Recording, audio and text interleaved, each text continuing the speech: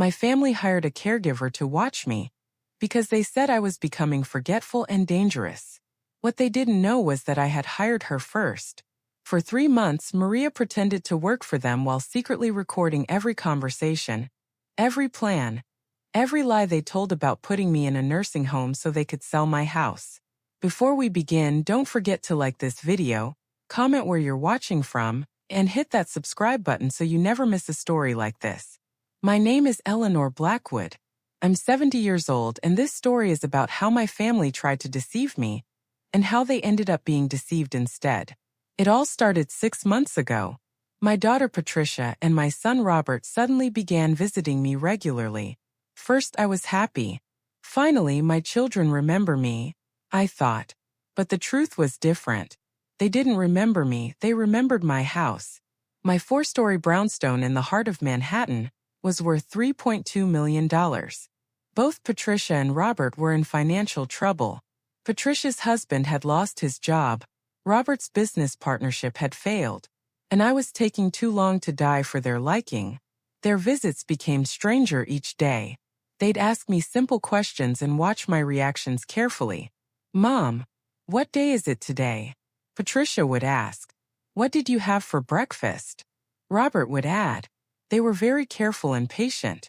Felt like they were testing me. One day I saw a brochure titled Elderly Dementia Symptoms in Patricia's purse.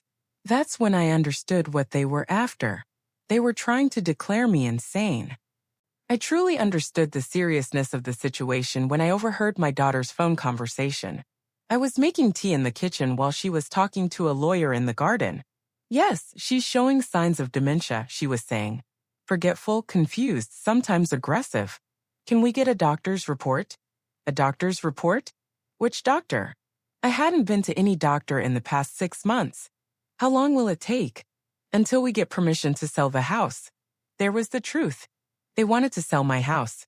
I didn't sleep that night. The next morning I called my old friend Margaret. Margaret was a retired FBI agent. "Maggie, I need your help," I said. After listening to the situation, Margaret suggested a definitive plan. "Eleanor, you need a caregiver." "But our caregiver?" "What do you mean?" "They're going to try to hire someone to watch you. We'll place our own person before they do." Margaret introduced me to Maria Santos. Maria was 28 years old, a former police officer who now worked for a private security company. She had perfect references and most importantly, she was smart enough to see through my family's plans. Our plan was this. Maria would be the caregiver my family hired, but she'd actually be working for me. 2 weeks later, Patricia gave me the big news. "Mom, we have a surprise for you. We hired a caregiver for daily help." "A caregiver? I don't need care." "Mom, just for security. So someone's with you when you're alone at home." Maria is a very nice woman. The next day Maria arrived. Patricia and Robert explained her duties to her. "Track our mother's daily activities," Patricia said. "What she eats, how much she sleeps, note any moments of confusion. Especially pay attention to signs of forgetfulness and confusion," Robert added. "We'll show them to the doctor." Maria nodded and listened. "Of course, I'll keep detailed reports." But those reports wouldn't be what they expected. From the day Maria started working, she recorded everything. Not just me, but them too. The first big discovery came in the second week. While Robert and Patricia were talking in the kitchen, Maria secretly listened. "The doctor's report is ready," Robert was saying. "Dr. Morrison wrote a report stating that Mom shows moderate dementia symptoms." "Excellent. She never saw him, right?" "Of course not." I explained the situation to Morrison and he prepared the report. A fake doctor's report. A doctor who had never examined me had written a mental health report about me. As the days passed, Maria discovered more. While they thought I was very sick, Maria and I were gathering their stories together. Patricia had talked to a real estate consultant and had the house appraised. Robert was researching legal procedures. They had even planned which nursing home to place me in. The most shocking discovery was their conversation about how they would split the money from my house. "Patricia gets 60%, I get 40%, Robert was saying. "I handled the legal work."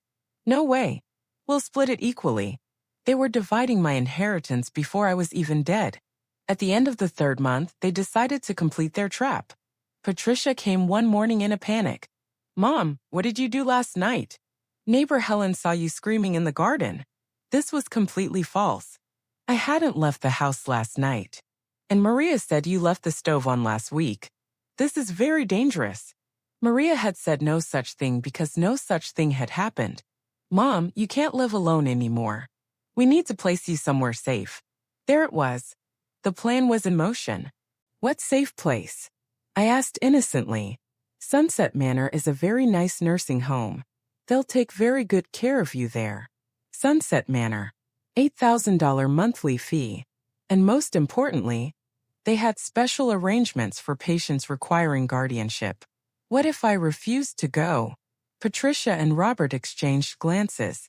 Mom, according to the doctor's report, you're not in a condition to make your own decisions, Robert said gently. We'll get a court order. Guardianship rights, Patricia added. There was the truth. They'd have me declared insane, get guardianship rights, and sell the house. I understand, I said. When? This weekend. It won't be too bad. We can visit once a week. Once a week. How generous. The next day Patricia, Robert, and Dr. Morrison came. They were going to do the final examination for the court order. Dr. Morrison didn't know me at all but acted as if he'd been treating me for months. Mrs. Blackwood, how are you feeling today? I feel wonderful, Dr. Morrison. How are you? Good, good. Now let's do a few simple tests. The simple test he mentioned consisted of questions designed to prove I wasn't competent. Just then Maria entered. But she wasn't alone. With her were Margaret, a lawyer, and a court stenographer. What's going on? Patricia screamed. Let me explain, I said, standing up. Maria, please play the recordings. Maria played Robert's voice from her device. The doctor's report is ready. Dr. Morrison wrote a report stating that Mom shows moderate dementia symptoms. Then Patricia's voice. Excellent. She never saw him, right? Dr. Morrison's face went white. I've been recording your conversations for 3 months, I said. Fake doctor reports, guardianship plans, real estate appraisals, splitting the money, everything. My lawyer spoke. Mr. Morrison, giving a health report without examining a patient is a crime. Patricia and Robert, your plan to abuse guardianship is also criminal. Patricia started crying. Mom, we were trying to protect you. Protect me for whom? For me or for the $3.2 million? Robert stood up. Okay, maybe our methods were wrong, but... Not your methods, your intentions were wrong. There was no need for a court process. The recordings were so clear that Patricia and Robert had convicted themselves. Dr. Morrison lost his license. Patricia and Robert permanently lost any guardianship rights. The best part was this: Maria really was an excellent caregiver. I hired her full-time. Now she helps with house cleaning and shopping. Patricia and Robert still visit, but now they're very polite. They don't dare try to declare me insane again. Today I'm safe in my home.